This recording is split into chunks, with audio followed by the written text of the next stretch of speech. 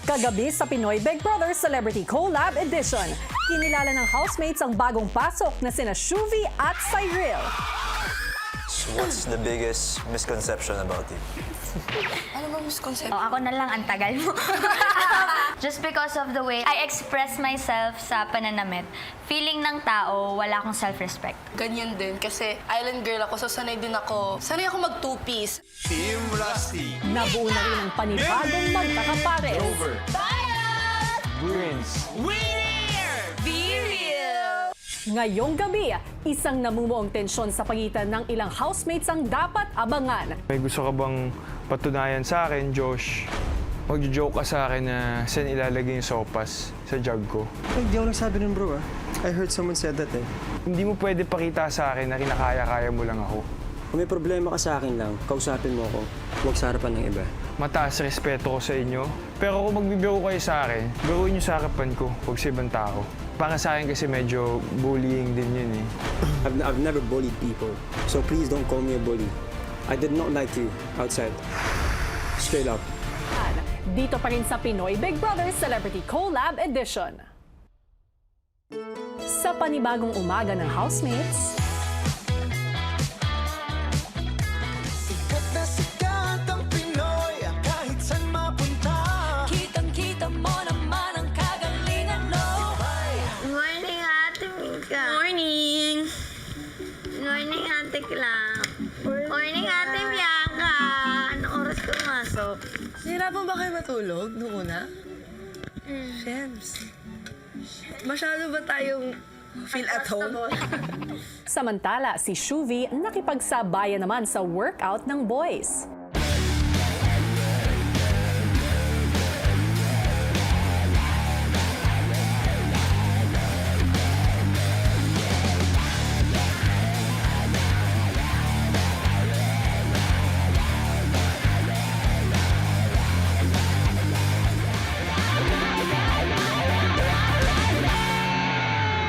Sa kitchen, mas kinilala naman ni Brent si Cyril. Marami naman Kayo na. magkakapatid sa'yo? Tatlo, di ba? Tatlo.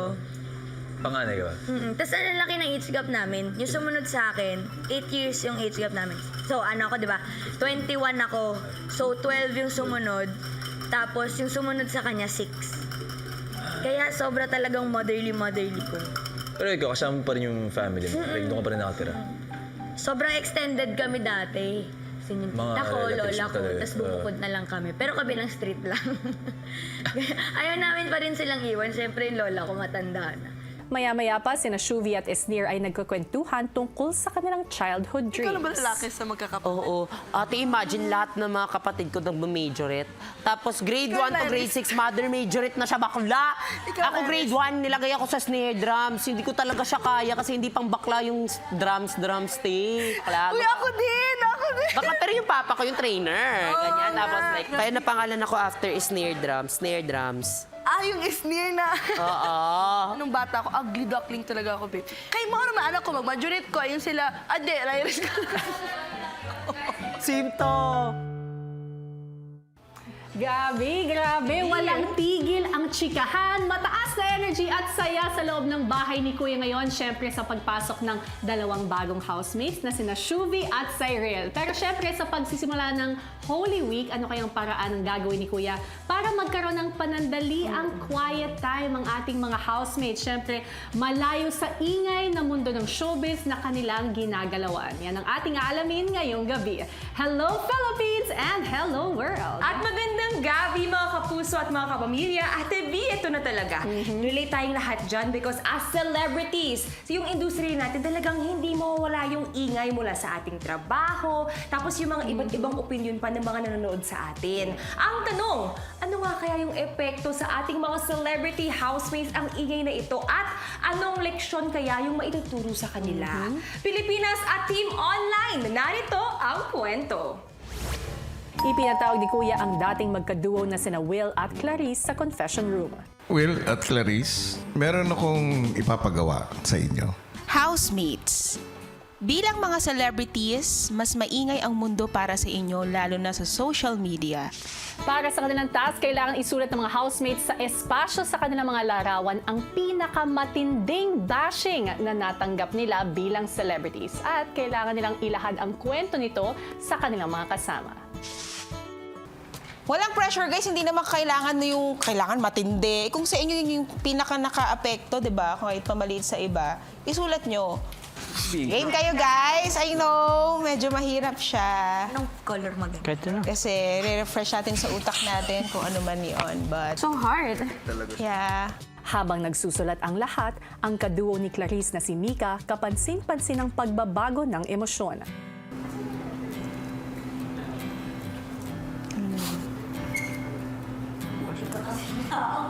Kaya naman nilapitan agad siya ni River.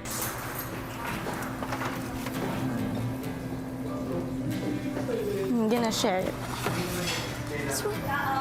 My mom. Kaya mo yan. Maya-maya matapos makapagsulat ay nagtipon na ang lahat para sa pagbabahagi. Unang nagbahagi si Clarice. So sa bashing, ang like kong natatanggap naman madalas, ever since, nothing special, walang charisma. Siyempre, I've been in the industry for 12 years. So, before, pag nababasa ko to, sobrang nasanay na ako ng second option, last option, pwede na to. Lagi na ko compare sa mga kasabayan ko. So, hopefully ngayon, sana kahit papaano magbago na yung tingin ng tao. Makita na nila yung kahit man lang 1% na special kay Clarice. And ngayon, syempre iba na rin paglabas ko. I know na mas napakilala ko na yung totoong ako outside. And paglabas ko, mas buong-buo na ako. And tingin ko naman, sana mas marami na nagmamahal sa akin. Share ko lang. Sumunod namang nagbahagi si Will. Ang sa akin ay, ito, height, acting, personality. Isang bagay din na talagang nakaka-apekto sa akin before is yung mga comments na may itsura, magaling sana, kaso kulang sa height. Paano kung maging isang malaking rason yung height ko para mawala ako sa industriya? Sa isang trabaho na talagang mahal kong gawin. Pero hoping ako na sana hindi na umabot sa ganong point. Alam naman natin na pare-pareho tayong may mga pinangahawakang pangalan at meron tayong pinangangalagaan na career. I just wish the best for everyone sa atin lahat. Sumunod namang nagbahagi ang kapwa dating child star ni Will na si Cyril. Ang sa akin naman, hindi naman ako nababash ng bash talaga. More on na sa sexualized and na objectify. So ang lagi kong natatanggap or ang natatanggap ko na talaga nakaka-apekto sa akin is yung comment na kaya ka nababastos. For me, there will be no valid reason para mabastos ang isang tao. Babae ka man o lalaki ka, kahit anong piece of clothing mo, that will never validate someone's disrespect or someone's behavior, lalo kung ina-objectify ka.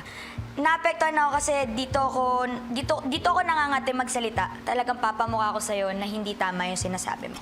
Feeling ko po, kuya, kaya po ako naging opinionated kasi po, nandito po ako sa era or parang na-develop ko po sa sarili ko na hanggat alam ko pong tama ako, may point ako or wala akong tinatapakan tao, wala akong nababastos. Talaga pong paglalaban ko yung opinion ko and talaga pong sasabihin ko siya. Siguro po kuya, defense mechanism kasi naranasan ko pong mabully, naranasan ko pong parang maliitin. Tapos yung mga kaklase ko po during that time, lagi nila ako pinag-uusapan behind or in front of me na talagang ay nilang yan kasi favorite, kasi artista, ganyan. So, siguro po, na-develop ko po siya na parang kailangan kong mag-stand up for myself, kailangan kong ipaglaban kung nasa tama ako. Palagay mo ba, apektado ka pa sa bashing? Kuya, hindi po ako magiging hipokrito na hindi po ako naapektuhan. Hindi inevitable siya, kuya, kasi uhaw tayo sa opinion ng ibang tao. Pero siguro po hanggat alam ko naman na below the belt and maling-mali or taliwas talaga sa pagkakakilala ko sa sarili ko yung bashing, dun po ako maapektuhan to voice out and to use my platform to educate that person na mali po yung way niya ng paggamit niya ng free will para mag-down ng ibang tao. Sa bahay man yan, sa public, basta may marinig akong vina-validate mo yung nababastos na isang tao dahil sa pananamit nila, kakasagutan tayo at magkakasagutan. Tuloy-tuloy ang pagbabahagi ng housemates tungkol sa pinakamatindi na lang bashing at susunod na magkukwento si Mika.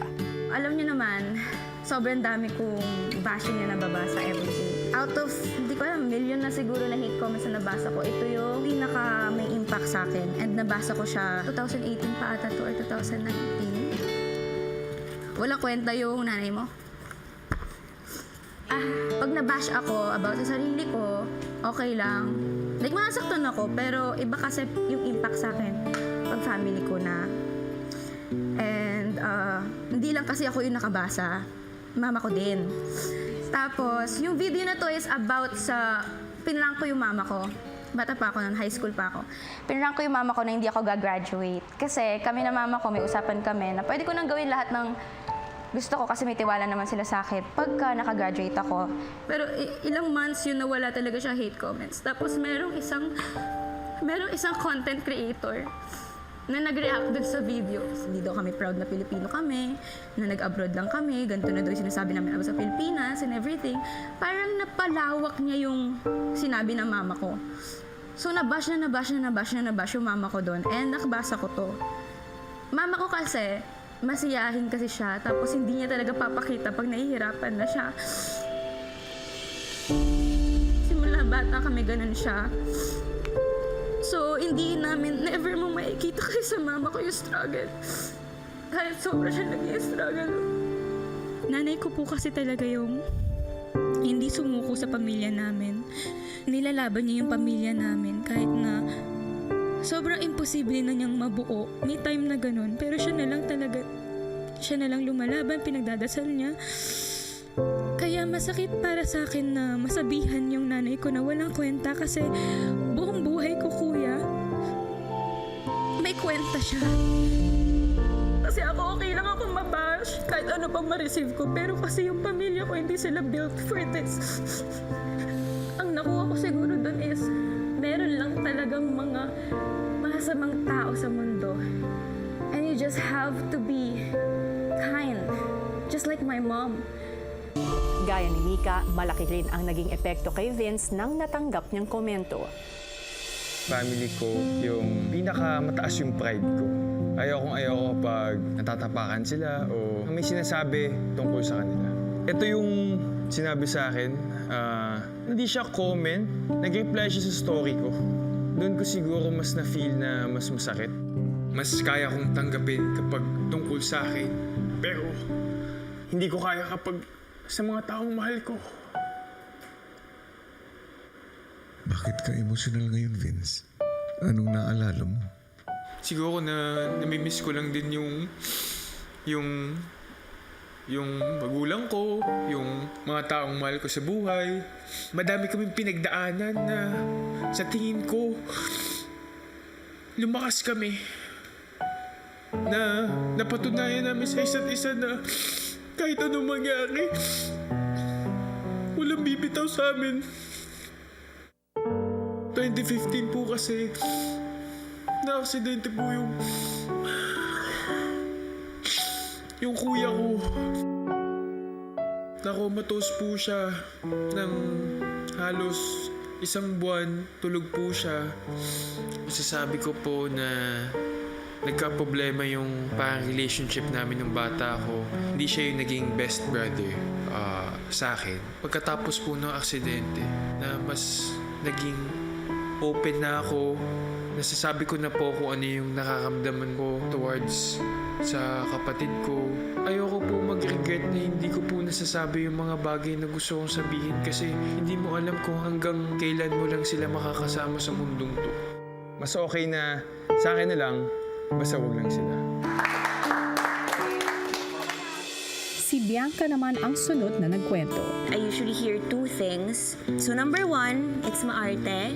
Hindi ko siya i-deny kasi totoo. Wala akong magagawa, maarte talaga ako. I mean, prinsesa ako ng tatay ko, prinsesa ako ng nanay ko. And as long as wala akong tinatapakang ibang tao, it's okay to be who I am. Number two, starlet ng Ignacia. I feel like I'm blessed enough to be given the right project. So parang feeling ko kaya nasasabi rin to because they feel like I'm not deserving of the roles that I'm given. Ewan ko, mali ba na hindi ako masyadong apektado because alam ko rin sa sarili ko na okay, sa ibang tao, starlet ako, pero alam ko sa Ignacia minamahal ako, naniniwala sila sa akin at tumataya sila sa akin. Kaya nga ako nandito sa PBB, diba? Thank you! Huli namang nagbahagi ang kapuso housemate na si Shuvi. Ako wala akong nasulat kasi perfect ako. Ever since I was a child, I was an ugly duckling. Like, behind the scenes lang talaga ako. As in, never kong nakita ang sarili ko na sa harap ng TV. Kasi dahil, wala din dahil. Parang basher din kami doon sa probinsya namin dahil. I was once a basher, yes. Yung mga artista na nasa TV, binabash ko din. Kasi nga, hindi ko alam paano yung bigat and pressure pag nag-aartista ko na dahil hanggang sa nandun ako sa harapan ng camera tapos hindi na din ako maka-acting. And then, doon ko na-realize na, I get the taste of my own medicine. But, GMA believed in me. Di ko alam kung ano yung nakita nila sa akin. Pero until now, nakakuha ko pa rin yung starlet ng Kamuning. And contrary sa sinabi ko kanina, parang yung starlet ng Kamuning, nasasaktan ako for GMA kasi nasashock din ako sa ABS, guys. Nakakabasa din pala kayo ng ganito. Bakit yun ang pinili mong ibahagi? Kasi po yun po yung palagi kong nakukuhang comments po sa outside world. Parang nabibilang ko lang, Kuya Ba, kung kailan ako nabash. Pero yung starlet, parang palagi siyang kino-comment. Tapos parang nare-realize ko po na totoo naman. So, di ko din alam, Kuya, ba't nasasaktan ako. Siguro kasi, Kuya, masakit din na sinasabihan ka nila ng ganun, pero ginagawa mo yung best mo ba? Sa labas ba ng bahay ko, bago ka naging artista, kamusta ang kumpiyansa mo sa sarili mo? I was an ugly duckling before, and nung grade 6 ako, naalala ko talaga na binubully talaga ako because of my skin color. Yung physical appearance ko, Kuya, hindi ako nagaganda sa sarili ko nun until nag-join po ako ng pageants. Naging platform ko po siya, Kuya, to embrace myself and love myself fully, Kuya. Nung napasok po ako sa industriya, hindi po ako yung parang pinipare ko po yung sarili ko. Kaya po siguro yung hindi ko din matanggap-tanggap, kaya mabilis-bilis ka na lang din paniwalaan yung mga tao. Pero again, GMA believed in me. And that is enough for me to show to everybody what I'm capable of. Matapos ang paglalahad ng mga kwento, si Shuvi prinoseso ang nararamdaman kasama si Brent. Pero hindi nyo kaya iwasan. Binabasa nyo talaga. Oo. Stop doing that to yourself. Ko kasi validation ko din siya kung maganda yung comments. Gets. Kung konting comment nga nila, napapasaya nila ako ng sobra. It will make my day. Parang same frequency pag masama yung sinabi nila. Ganun na lang din ako masaktan. Bakit ka walang kumpiyansa sa sarili mo? Sa pamilya siguro. Kasi parang yung parents ko, parang hinihintay lang nila na mag-fail ako, tapos sabihin nila na tama sila. Diba? Tama kami, ganun. Isang mali ko lang talaga, Kuya. Isang mali. Feel ko lahat ng tao naghihintay lang magkamali ka. Pag nagkamali ka, yun na yun. I-hate ka na nila. Kahit yun sa bashing, yung mga tao, feeling ko hinihintay lang talaga nila magkamali ka. Mahirap. Pero sana po may matutunan po ako in the end. Kaya I feel like it's really important that you need to know yourself without those noises. If you let them you let them define you. Shuvi, mas mahalaga ang paglago kaysa pagiging perpekto. Kasi sa bawat pagdududa ay pagkakataon para pagkatiwalaan ang sarili mo. Kaya huwag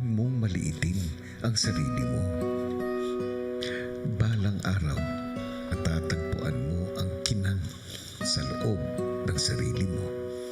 Pero magagawa mo lang yun kapag magtiwala ka sa kakayanan mo at sa kabutihan mo.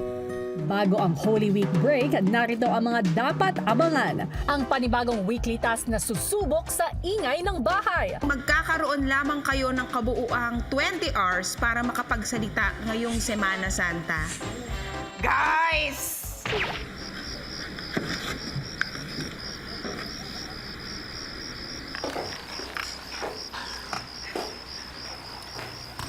At ang housemates, binigla ng blooming ng mga bisita.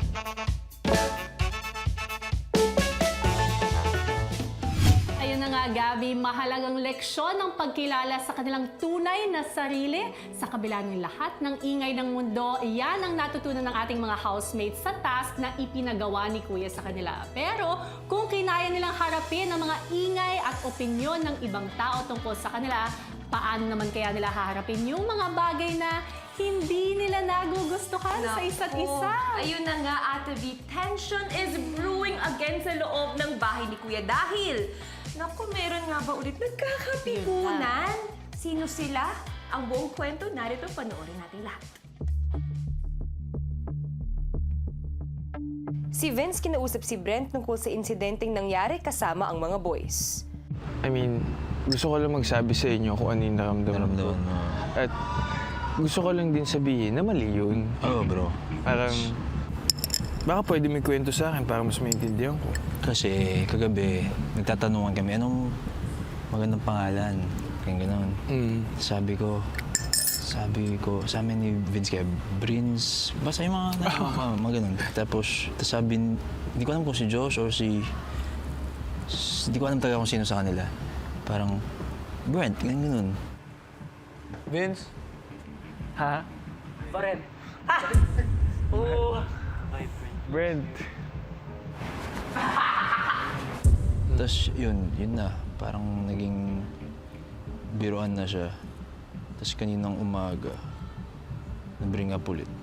Ayoko naman na hindi niyo na ako biruin, di ba? Siyempre ayoko naman ng ganun. Pero kung isipin mo, offensive din naman talaga yun. Parang tatanggalin yung pangalan mo, di ba? Kaya gets yan, bro. Parang kanina si Josh, hindi ko alam kung kung malakas rin talaga trip sa akin ni Josh eh. Parang, saan daw ilalagay yung sopas? Babanat. Sa jug daw ni Vince. Dito sa ano ko. Piling ko no choice din sa baso. Sa baso na lang siguro. Tuto ka na. Para mas mainit-init. Hindi ka pa kaya.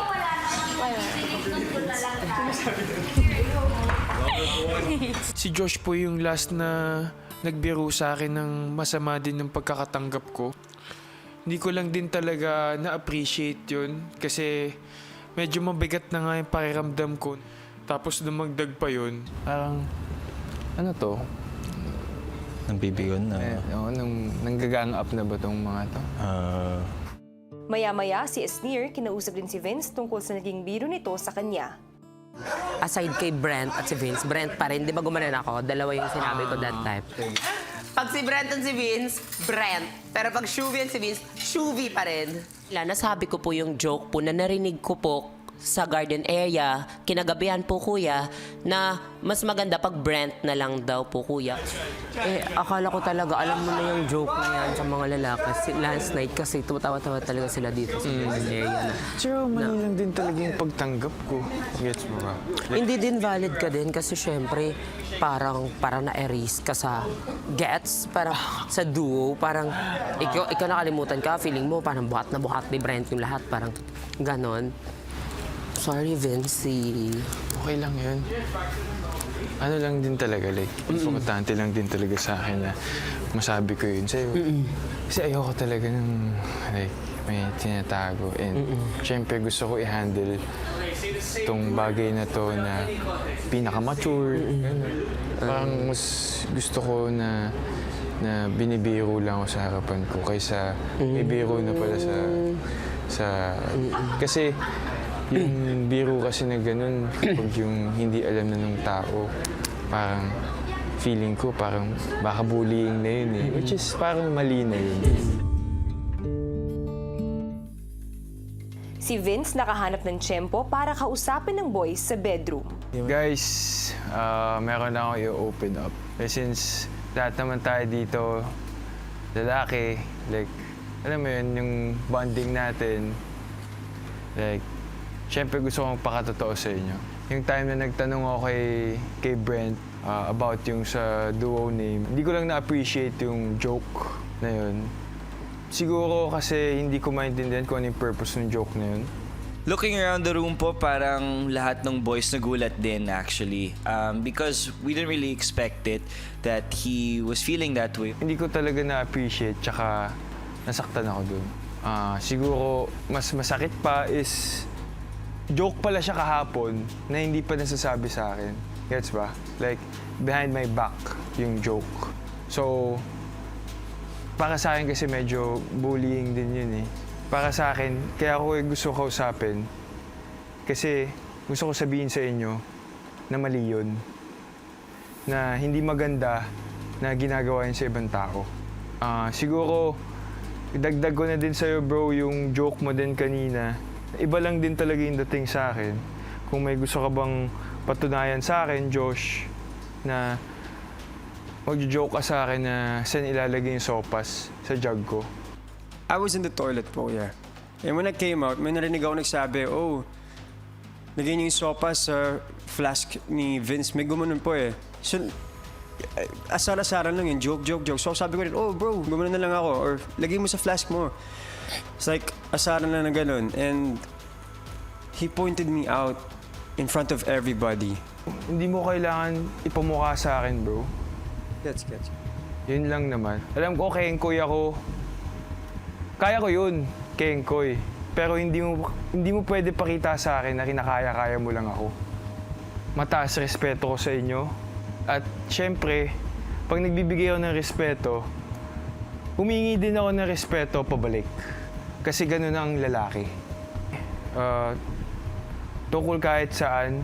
Pero kung magbibiro kayo sa akin, biruin niyo sa harapan ko, huwag sa ibang tao.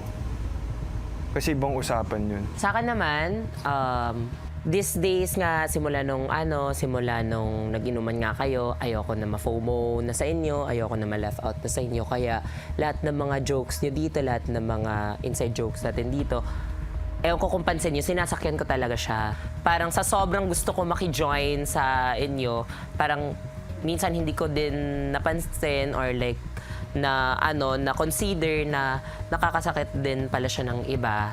So, ayun. Ako siguro, I'm sorry for everyone's behalf. I'll be honest with you. But I don't like the fact you pointed me out. I'll be honest with you. Yung kanina about the sopas, dude, I heard someone say it, so sinabi ko lang rin. Kung may problema ka sa akin lang, kausapin mo ako. Huwag sa harapan ng iba. If you're gonna talk to everybody, say it as a whole. Kaya na-shock lang ako you pointed me out. Alam ko naman sa sopas, ako yun. Sana sinabi mo ng sopas. And now everybody knows it was me. So I'm gonna stand by that, bro. I'm not a bully. So please don't call me a bully. Kasi it's like, I thought we were close na kasi, pero hindi pala sa side mo rin. So gets ko na kung bakit. Abangan bukas. Minsan, kailangan alam mo kung nakakasakit ka na. Siyempre, naramdaman ko na minamaliit ako. Wala po kaming connection or wala po kaming friendship. Ang taas ng tingin sa sarili. Pinapansin niyo lang po ako pag may mga camera. Ayoko yung mga ganun na parang plastikan ba, kuya.